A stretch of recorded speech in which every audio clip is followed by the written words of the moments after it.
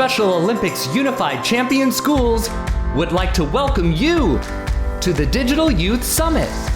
Learn and lead with Unified Generation. Please welcome your co-hosts, U.S. Youth Ambassador from Utah, Natalie Green, and U.S. Youth Ambassador from Northern California, Citlali Gallo. Hey everybody, it's Natalie Green here, U.S. Youth Ambassador from Utah, and today I'm going to be your co-host for the Digital Youth Summit. Woohoo! We are so excited to have you here. My name is Citlali and I am a U.S. Youth Ambassador from Northern California. And today I am here co-hosting with Natalie, and we are both so thankful and so excited to have you tuning in with us today. I can't wait to get started. Yes, indeed. Get ready for an hour filled with exciting speakers, guests, and activities. Hey, Citlali, do you want to tell them more about some of the great speakers we have lined up for today? Sure. We have WWE star The Big Show, Laurie Hernandez, an Olympic gymnast and Dancing with the Stars champion, Special Olympic Chief Inspiration Officer Loretta Claiborne, and Dalton Risner, a Special Olympics champion ambassador and current Broncos NFL player. So exciting! Plus, we have 4 other U.S. Youth Ambassadors who will make appearances tonight. What a fantastic lineup! After the first hour of the Digital Youth Summit, we are hosting a live Zoom reception to network with all of you and discuss all things unified. Remember to access this Zoom link. You must have pre-registered and finished the Inclusive Youth Leadership Training on the Generation Unified website. Even if you did not complete the trainings, or if you are new to Generation Unified, everyone is welcome to watch this digital summit starting right now. Our first speaker is The Big Show, a WWE professional wrestler and Netflix star.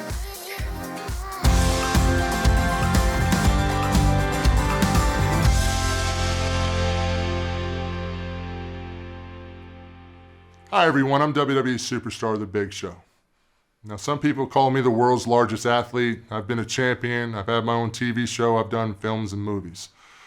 But I'm coming at you tonight from WWE Thunderdome before Monday Night Raw, and I want to drop in and say hi to all of you.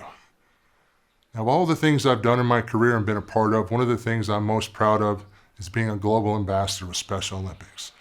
And that's why I'm reaching out to you, youth leaders. Your leadership is essential to promote inclusion and diversity in your communities. Through your leadership, you bring different perspectives, stories, and talents from people of all different backgrounds, identities, and abilities to create a better world. It's up to you. Get involved with Special Olympics. Wow, that was awesome. I feel so nice after that speech. I agree. Talk about a real SmackDown performance. Awesome. Next, we are going to hear from Laurie Hernandez, an Olympic gold medalist, Dancing with the Stars winner, and literacy champion. Take it away, Laurie.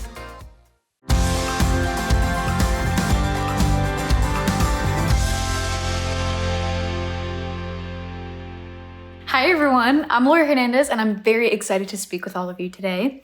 Thank you Special Olympics for inviting me to share my story with so many incredible students. Congratulations in your participation in the Inclusive Youth Leadership Summit. To get here, you had to be committed to inclusion, growing up as a leader, and willing to open yourselves up to continuous learning and new experiences. I hope you enjoyed all of the learning sessions as the Special Olympics team worked hard to make it unique for you all. You may know me from the U.S. Women's Olympic Gymnastics team. There are 2 aspects of my Olympic journey that I would like to share with you. The first aspect is the discipline it takes to persevere and succeed in the right way. I know many of you are athletes as well, so you can relate. We're all under a lot of pressure, but with that drive to succeed, you can achieve anything you set your mind to. Second, I want to share my view about the importance of a commitment to lifelong learning and how that guides and inspires my passion to be engaged in my community. When I was 5, I remember watching TV and seeing 2 Olympians on the screen and pointing to the screen and looking at my mom and saying, "Mom, I want to be just like those girls." She agreed and she put me in. But never actually did I think a decade later I would be competing for the Olympic medals.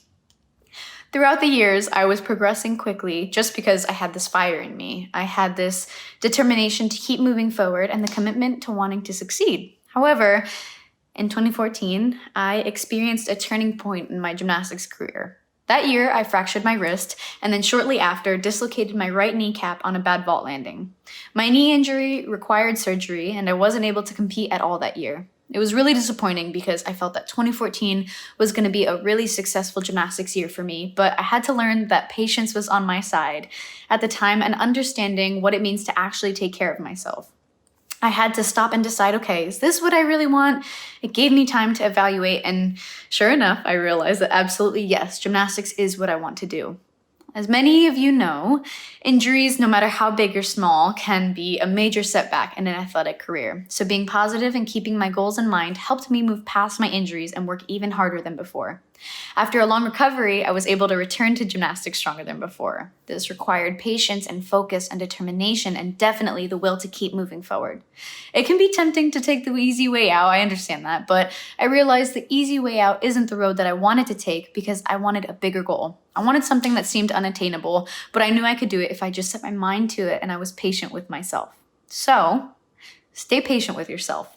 When things get hard, don't stop, just reroute it and think of another way you can go around it and keep that same end goal. It doesn't have to change just because things get hard. Now, as a professional athlete, I definitely believe that your mind needs just as much care as your physical body.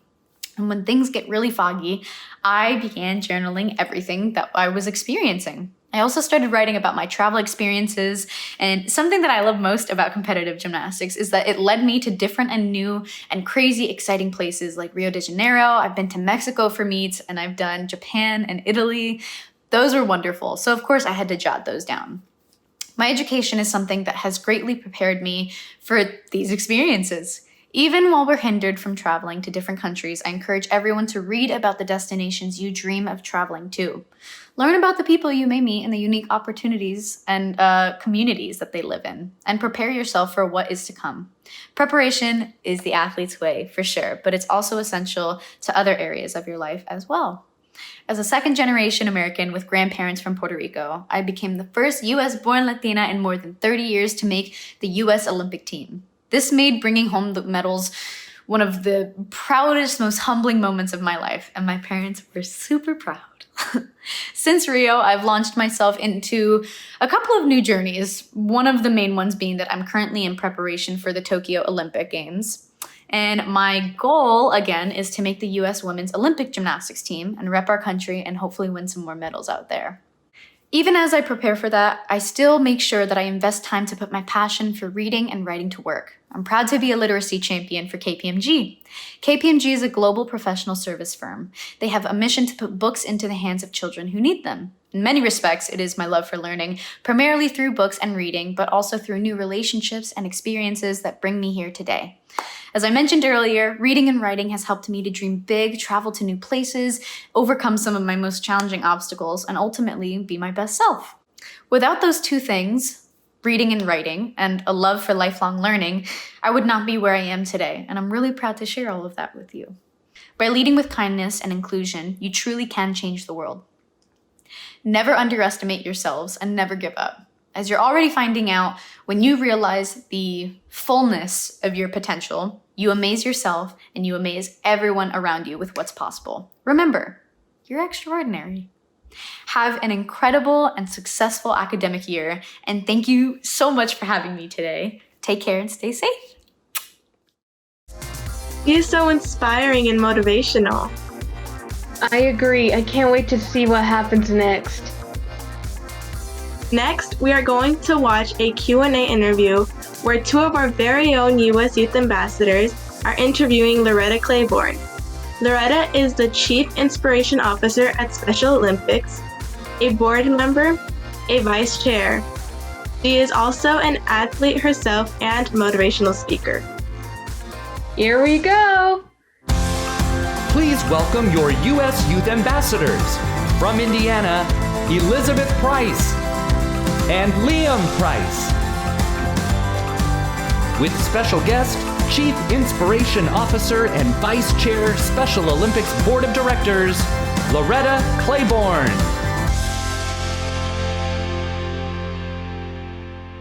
Thanks for being here today. My name is Liam Price, and I am a United States Youth Ambassador from the state of Indiana. I'm Elizabeth, and I'm also a U.S. Youth Ambassador from Indiana. Today we're here with Loretta Claiborne, a Chief Inspiration Officer here at Special Olympics. Loretta, would you introduce yourself and share how you got involved in Special Olympics and what you do here now? Hello, I'm Loretta Claiborne, and I'm the Chief Inspirational Officer for Special Olympics. What I like about Special Olympics is that I have been a part of Special Olympics since 1970, 52 years, and I've seen Special Olympics grow. When I look at the unified generation, I would never thought that we had come so far. Being isolated as a young person, being not involved in my community, it's a new generation and it's a unified generation. And my job, I hope, is to help see that we have a unified generation in every school, every community around the globe. That's awesome, Loretta. What is your favorite Special Olympics memory from over the years?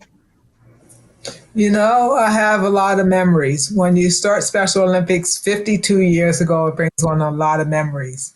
But one of the memories I can really remember that was favorite to me was being in Los Angeles in 1972, not being home in the project, being away from my mom, being with my friends, and being on, when I saw that track, I was just amazed. It was just like watching the Olympics. And I think that was my most favorite memory, being able to run on a professional track like I seen on TV. That's amazing. Thank you for sharing that. What motivates you to continue staying involved with Special Olympics?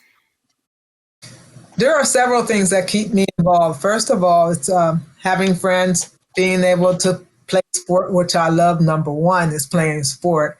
Number two is having friends and the whole social aspect of Special Olympics. And number three, keeping healthy, trying to stay fit. I just love sports and I like to stay fit. And that's one of the things. I'm very much into fitness and staying fit. Even today I went out running, even though it was so cold. As U.S. Youth Ambassadors, Elizabeth and I spend a lot of time thinking about how to be an effective youth leader and rally for inclusion.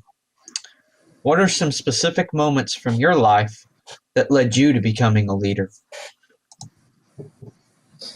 You know, I have moments in my life where I was very, very isolated coming up in school, as you are young folks who are in school. And I remember I didn't have that opportunity to be a part of anything, so I wasn't included. And as time went by, as years went by, I decided that, you know what, it's time for me to pick up and lead and take some role that one day, things that's happening in school in my time, people being isolated, put in basements and institutions, that's where most of us were. And if you were home, you were kind of just into the house. Well, now, when I look back, students are doing everything. They're included, they're taking role, they're taking part. And that's what drives me to being a leader, that one day I wouldn't have to do this anymore, that we'll be having a full inclusive leadership world, not only in school, but in our neighborhoods and homes and that work. Yeah, so as Liam said, we spend a lot of time thinking about how to be effective youth leaders and how we can motivate youth leaders to be better youth leaders themselves. But why do you think youth leadership is important? I think youth leadership is important. My mom always used to say to me as a kid, you know, it all starts when you're little. If you don't learn how to do something when you're little, or if you see something going wrong when you're little, you're not trained to take care of that, you know, get things right, then it's the same thing. And I think when you're young, to become a youth leader, it's very important because down the road, you'll see where your work has been effective. And it's going to take time. It's hard. It's not the easiest thing to do. So that's why I do what I do, so that young people today, their job will be easier.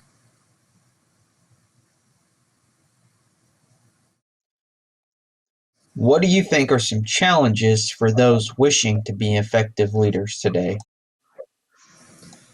You know, there are challenges no matter what you do. I always say it's just like going across the street and you're trying to get somewhere, and all of a sudden you're running to make time. And you get at the corner. Oh, I know I'm going to make it. I'm going to make it. And all of a sudden you see that big red light that says stop. And then that holds you up. But then you look and you say, well, there's no cars coming. I'm going to bolt across the street and make time. Well, that's basically just like being a leader. There are challenges that's going to be put in front of you. It might be that school teacher, like when I started the track team in my school. Girls didn't even do track and field, but I was persistent. I went out and I sold the candy bars for student activities, in which student activities, the track and field program was a part of student activities. So we were able to have a track team. And I was the one who went around to the principals and the teachers and got paper signed that we could train.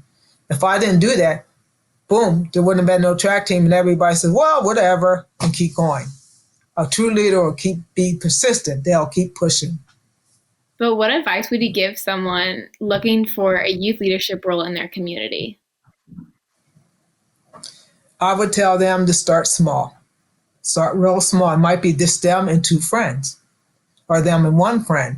They might sit and engage with each other, maybe at school or after school in the community. They might come up with a project and say, hey, look, there's not much in our community. Maybe we can clean up the park. That's taking a leadership role, because they're looking at the park and it's all messed up, and they know the little kids are going to play there, and there's glass and there's bottles and everything. And they might just start cleaning up the park and say, hey, let's get some of our friends to do this. You become a leader in your own way. Hearing your input on leadership has been great. Now we are going to switch gears and spend some time talking about inclusion. Loretta, what is your definition of the word inclusion? My definition of the word inclusion is everyone takes part. I don't care if you're playing a game. I don't care if it's a conversation. My word of inclusion is that when you're having a game, everyone takes part in that game. Everyone is included. If you're in church, everyone is included. If you're having a conversation, everyone should have their say or be included in that conversation. That's what my word of inclusion is. Whether it's in school, whether it's at work, or whether it's at home, everyone deserves to be included. And that's my definition of inclusion. That was a really awesome definition. I totally agree with your idea that inclusion is not just in Special Olympics, it's everywhere. So what do you think are the best ways to inspire to start thinking about inclusion? The way I find that's best is that I'm outside, or if I'm talking to somebody, or if I'm in a school. When I see a group and I'm with that group, that somebody would even say, hey, we're all sitting here and we're all talking here in the cafeteria. How many of us are here? There's 8 of us.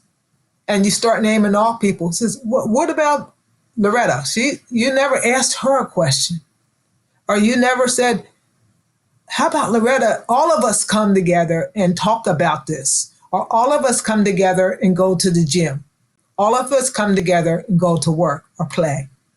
That when you're included, you don't have to worry about that. But sometimes it takes the person who's bold enough, who is the leader. There's always a leader that comes out and says, you know what, we come and meet every Tuesday at the cafeteria, and we sit and we talk about things that happen in school. We talk about clubs and we talk about sports, but we never ask. You ever notice Loretta's always sitting there so quiet? We never asked her about sports. Maybe she does sports. Maybe she would like to join the club. That's an example of inclusion. And sometimes it takes the person who wants to be the leader in their own way to speak up on behalf of that other person. Not for the person, but on their behalf to say, hey, look, we're all together and we're not an included group if we're excluding somebody. What would you say to people who want to gain a more inclusive mindset but don't know where to start? What I would say to them is start very, very small. It could be 1 or 2 people. Might be that person and their friend. Inviting somebody else to the event at the school and says, hey, look, we We always talk to Jason down to the hallway, and we're always talking about sports. Maybe we can get together and work with him and try to get him to be a part of our group. It starts at the very, very beginning. Sometimes it's a short question and answer over your soda or whatever you're doing. Just that small couple minutes and work on it. You have to start small. If you can start big, go for it. But it usually turns out little steps by little steps. Yeah, I always say that it takes one person to champion the movement. So how do you think inclusion intersects with diversity? How do I think inclusion intersects with diversity? Well, when you're included, you don't have to worry about being diversity. That's how I look at it. When somebody includes me into something, I don't worry about the color of my skin. I don't have time to worry about that. I'm included. I'm a part of that team. I'm a part of that school. I don't have to worry about, oh, my skin is black, or, oh, I think so much not as good as they do, because they give me that chance to be included, and they know that if they want to make the team good, they need everyone. But yes, there are some times when you have to look at diversity, maybe not in the sense of color, maybe not in the sense of, who's from where and where, that type of a thing. But sometimes diversity means all.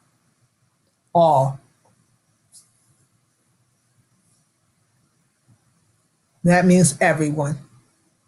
No matter what sexual background you come from, it doesn't matter. Diversity means bringing everyone together. But once you're included, you don't worry about things like that because you are included. But I hope that you are the one who's going to be the leader if there becomes a problem to say, hey, look, it's not about the color of somebody's skin or the sex that they believe in or the religion that they believe in. It's about being a part.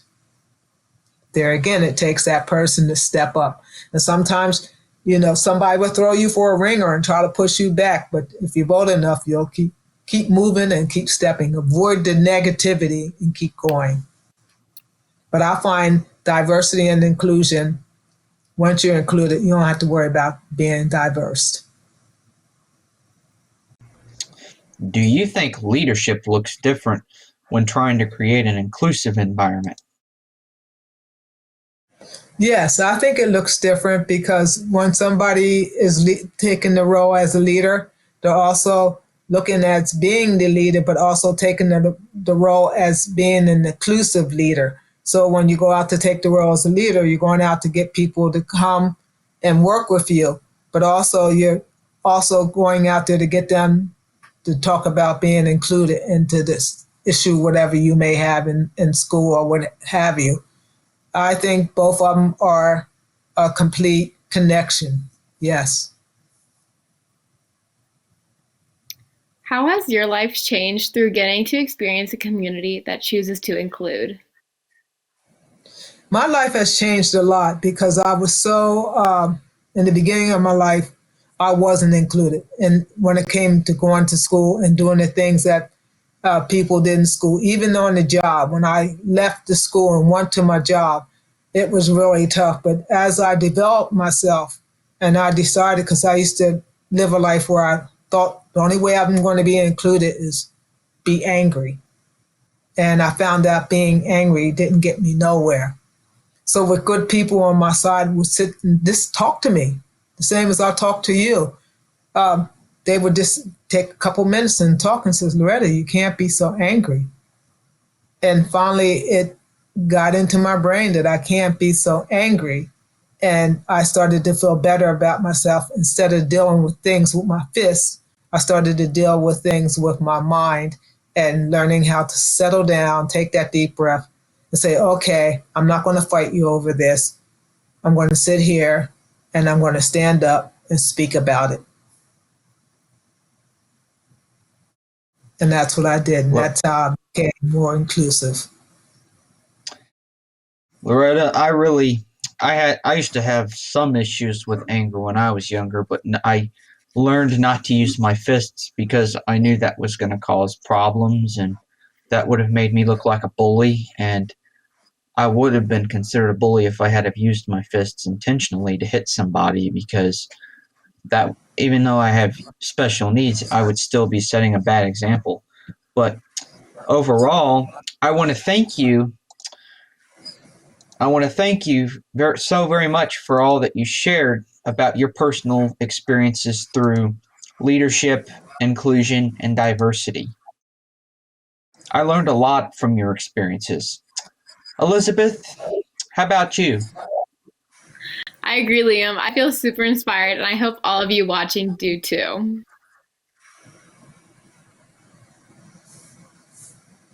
Well, thank you for having me and just seeing the future. You are the future, and as time goes by, you will one day be sitting here directing somebody else to leadership. And I'm pretty sure with the skills that you have learned, you will take it on to the next generation, and we'll all become a unified generation. One day we won't need this because it'll be in place, and you can look back and say, "Gee, I was the pioneer of that."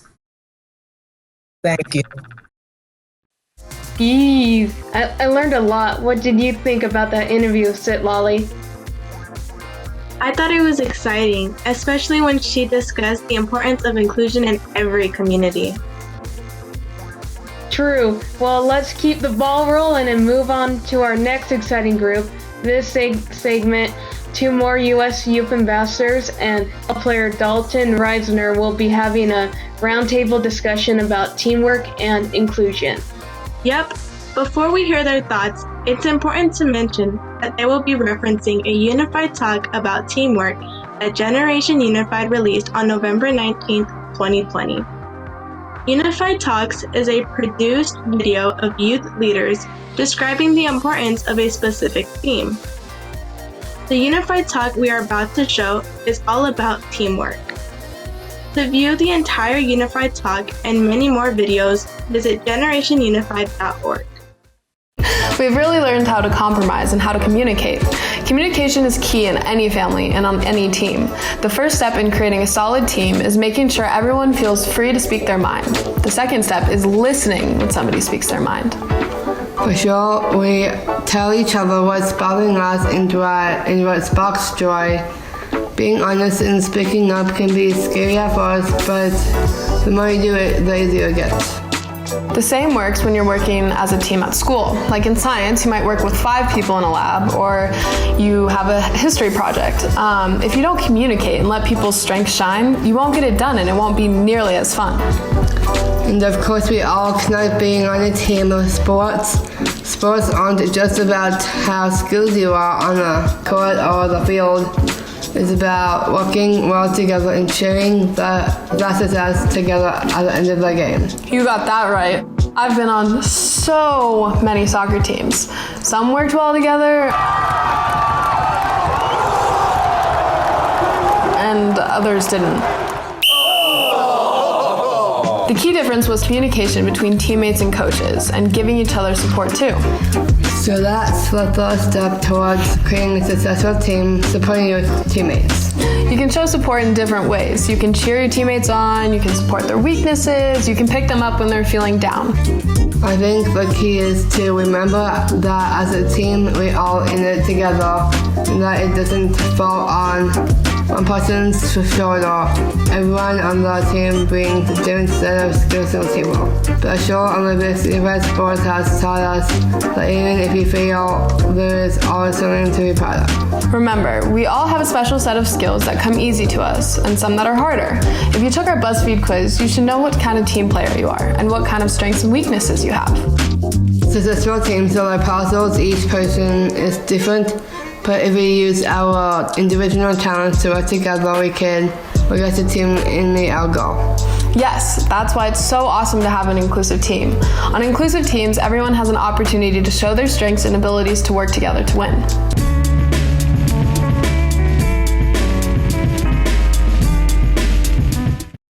Please welcome your U.S. Youth Ambassadors. From Nebraska, Joey Drall and Sophie Hill.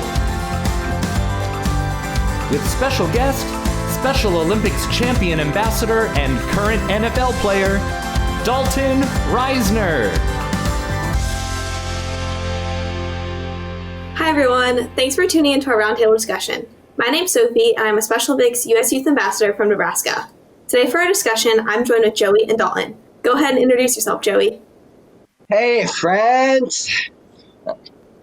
My name is Joey, and I am also a U.S. Youth Ambassador from Nebraska. Well, my name is Dalton Risner. I'm from Wiggins, Colorado. I play for the Denver Broncos. I'm number 66 on the field, hopefully number 1 in most of your guys'. But more importantly, I'm so proud to be a Special Olympics champion ambassador, which means so much to me to be a part of this organization and to be on this phone call today with you, both of you guys. I'm really excited. Awesome. Yeah, Joey and I had a lot of fun talking to you last time, and so we're super excited to continue that discussion.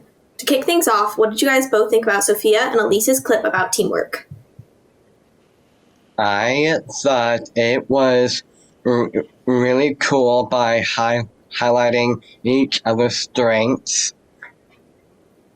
Everyone has a chance to shine and feel like they are part of the team.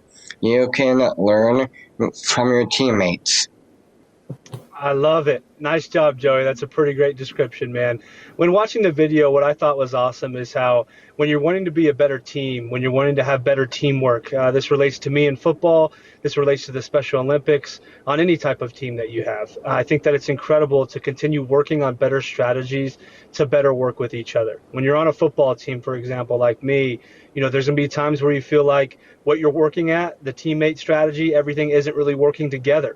But if you continue to work with each other and figure out new ways of how we can better work to be with each other and to have more inclusion across a football team, that's whenever we find a lot of success. And I think the same thing with Special Olympics. So I also really enjoyed the video. Yeah, I agree. I liked how they both emphasize communication. I think it leads to the same inclusion that you were just talking about, Dalton, where if everybody plays their roles and communicates, the team ends up bonding together and everybody feels valued within the team, which leads to greater success. At Special Olympics, we are all about inclusion. All the people with disabilities. What does inclusion really mean? Well, for me, inclusion is meant to be meaningful. You make space for other people's voices and you take up space to share your own. Inclusion of all people's voices is important because that leads to diversity of a group and on a team. And diversity is important because it highlights everyone's talents and different abilities. And that's what the Unified Generation is really all about. We aim to welcome and accept everyone no matter their race, sexuality, or ability level, and really value them and make sure they know they're important. And that way we can create a better world. Great answer. I love it. For me, when it comes to inclusion, one of the main reasons why I love Special Olympics is because of the word inclusion. And that's something that I have prominent in my life every single day. I'll take a lot of this into football context for you guys. But when you look at the football team, you don't want to just include the offensive linemen like me. I know we're kind of cool guys. I hope, Joey, you agree with that. But you got to have everyone on the football team. You got to have a place kicker. You got to have a long snapper. You got to have a quarterback. And inclusion is so huge. That's something I deal with every single day. But more importantly, off the football field, and why inclusion is so important and what it means to me is really about including everyone around you. We're all going to speak different. We're going to look different. We're going to be different shapes and sizes, different colors, and whatever it is, I think inclusion is the biggest thing for us down here on Earth, to remember that we're all going to be different, but we can all still be friends. We can all still be teammates and include each other for a more diverse world. Very well said. Thank you. I appreciate that. I think this is the time for me to ask you guys a question, right? All right, y'all. So I got a question for you, and this is about leadership. So whether you guys have a story or you don't have a story, I might be mixing up a little bit, but when it comes to leadership, why is leadership so important to you? And if you have a story, I'd love to hear why. And why do you think leadership needs to be prominent within Special Olympics or in your life? It is important that youth are leaders because everyone should have their voices heard. Being a youth ambassador is great because I get to speak with my partner and friend Sophie. We learn from each other and get to spread the info message. Yeah, exactly, Joe. I think it's really important that the youth's voice is heard because we see the injustice firsthand and we want to change it. The Unified Movement is truly a ground up movement that starts by a simple action within school and just kindness between peers. And it really builds upon that. And these interactions have the power to change the world. And the individuals within those actions become fearless leaders at the forefront of the movement.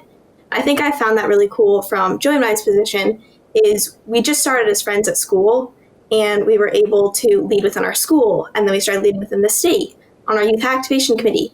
And then we ended up being leaders for our nation, which is super cool and humbling to be able to show youth all over the nation how you should treat each other with respect and kindness. Wow, I love it. I don't even know if I need to respond to this one. That was such a great job. You know, one thing that I admire about you two on here is your leadership at a young age, really youth leadership in a nutshell. You two being on here, being able to be so well spoken and talk about Special Olympics and be great ambassadors for Special Olympics. It's so special on both ends. So I'm extremely impressed with you two. A story about youth leadership for me and why I think leadership is important is because in this world, you know, I feel like there's going to be a lot of leaders and followers.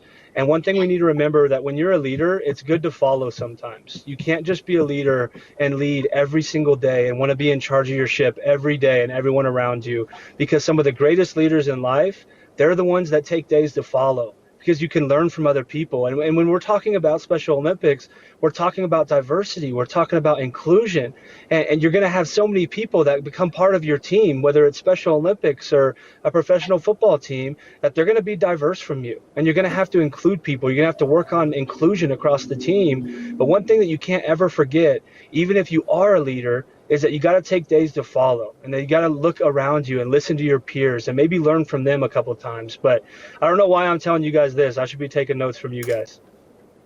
I completely agree with what you're saying, though, because for me, I see leadership as a point where I should be trying to empower my peers, and that when they are empowered, that I get the chance to watch them and see how they lead and then take notes and apply that to how I interact. As well as I get to learn from Joey every single day, who teaches me to be more patient and kind. So I think it's super important, like you were saying, to let everybody have their chance to shine and play to their strengths within a leadership role, and that I'm still able to learn and adapt to however they lead. I totally agree. You know, that's something that's so important, and especially for the youth, not becoming a leader whenever you're, you know, and you can become a leader whenever you want, but youth leadership is so impactful, especially in the times that we have right now. It's so important for our youth to continue to step up and be leaders. And I'm not that much older than y'all, but you guys are on the right track. That's for sure. Thank you. Joey, would you like to share a story about when we went to Chicago and were leaders there? I remember one of my favorite stories. Sophie and I went to Chicago and represented Nebraska at a Special Olympics leadership conference. We made friends with other leaders in the Unified Movement. We also learned how to be strong youth leaders in our state and nation. I had lots of fun with Sophie because I got to give a speech about how we plan to continue spreading inclusion. Wow, that's so cool. We can learn so much from each other. Yeah, that's so true. For Joey and I've really learned to be patient and live in the moment more with him. I have so many stories about how he's taught me this, but one in particular is from my freshman year on the bowling team with him. He really stuck to his goal. He used to bowl granny style. It was kind of atrocious, Joe, not to lie. And then he worked hard, and little he built his way up to being one of the best bowlers on the team. I remember senior year, Joey was unstoppable. And the whole way through, we celebrated every little achievement. And by doing so, Joey taught me that I need to be more present and really focus on the smaller things in life that are actually filled with so much joy rather than getting so caught up in the future. Now I can really experience joy and dance alongside Joey rather than being so pessimistic about that like one pin that I missed in bowling. I really like that. That's really cool. I think it's so important to learn from your teammates, learn from your peers, learn from your friends. I love learning from new people. I won't lie. Sometimes I'm stubborn. Sometimes I don't want to learn from my teammates, but it's something that's so helpful. When I'm talking about playing sports, when I'm on my football team, I look at my teammates and I want to think that I'm the best offensive lineman there is. But when I'm able to set that guard down and realize that I'm not and that I can learn from my teammates, it's remarkable how much I can learn every single day, whether it's about practice technique, whether it's about certain things they're doing in a football game or certain ways that they study tape or game film.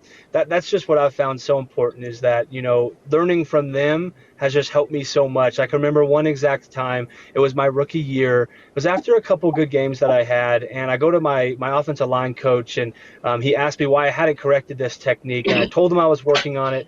Long story short, I started paying attention to the veteran offensive lineman on my team. He started showing me exactly how he handles the same situation. It's all with football scheme and everything, but I ended up being able to fix it that actual next week, which was really impressive because I hadn't been able to fix it myself for 4 or 5 weeks. So I learned the hard way for being stubborn, but it was pretty special. That's awesome. Another thing that Joey's really shown me is like how to step outside my comfort zone. And he's shown me that I have a lot of power within my voice when I do step outside my comfort zone. I feel like if you had asked me 2 years ago to have this discussion with you guys right now, I would have been a lot more apprehensive. But it's through Joey, who absolutely loves giving speeches, that I'm willing to step up and have my voice heard. And I realized that through time, just like you were saying, that I'm able and very capable of giving speeches, and that due to my passion for inclusion, I have to be willing to put myself out there and go the extra mile to stand up for the good of the cause. So Joey, what have you learned from me? I have also learned from Sophie. Sophie has taught me how to do Special Olympics work. She helps empower me to be a better leader and achieve my goals. Sophie taught me how to be a good friend. We are just like any other friends. We get smoothies and sing in the car together. It's so fun. I learned so much from you two as well, just watching you, and man, you guys are pretty remarkable. Thank you. Thank you. Great time, everyone. I enjoyed talking with you. Don't forget to choose a clue. Back to you, said Lolly and Nally. Thanks, Joey. Wow, that discussion was a touchdown in my books. Agree. It's so important to understand how inclusion, teamwork, diversity, and leadership all intersect. That's what the Unified Generation is all about. Totally, said Lolly. Well, that's a wrap for the Digital Youth Summit. I learned so much, and I am grateful to be here alongside my fellow youth ambassadors and athletes. Yes, Natalie. I had a blast being a host with you today, and I hope everyone watching this live stream learned something new and felt empowered that you can be a change maker in your school, family, and community. Thanks, said Lolly. Also, don't forget, if you pre-registered and finished the Inclusive Youth Leadership Training, please start heading over to our live Zoom reception. I can't wait to hear about your takeaways and ideas. Thank you again for tuning in, and please make sure to follow SO North America on Instagram and subscribe to our Generation Unified YouTube channel. Also, make sure to check generationunified.org for all our videos and upcoming virtual events. Bye-bye for now.